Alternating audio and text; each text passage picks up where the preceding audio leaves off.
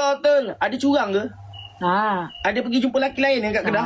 2 minggu. Setia. Janji balik 5 hari. 2 minggu Janji balik 5 hari. Ni 14 hari mak balik.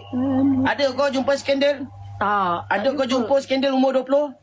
Tak Ingat, jumpa. kalau nak cari lelaki lain, 20. cari umur 20. Oi, mak, Lebih pada 30, tak setuju. Tak setuju. Ibarat macam AI team. AI team nak kena bawah umur daripada leader. Kalau lebih pada leader, AI team tak ambil. Ya ke?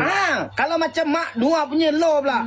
Kalau mak nak cari lelaki, cari yang umur 20, bawah 25. Baru no accept. Kalau tak, memang kono lah mak.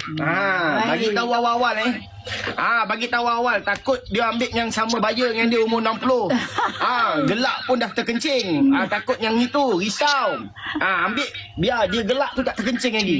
Ini mak ambil bayar mak je lagi. Takut kan? Gelak pun terkencing. Risau macam tu. Kalau nak ambil biar umur 20. Adik Nafal suruh. Nak ambil biar umur 20. Faham tak? Sini Tak, faham sekarang kita borak dua dulu. Kita berdebat. Nak debat pula Ya, pandai. Assalamualaikum Mama. Waalaikumsalam. Lebih kurang kalau ada apa-apa pun dia boleh angkat mak. Nak menari ke apa ke, umur 20 kuat lagi. Kalau mak ambil sebaya, mak takut patah pinggang. Angkat-angkat mak dah dia pula patah pinggang. Dah mak pula jaga dia pula. Dah terbalik pula.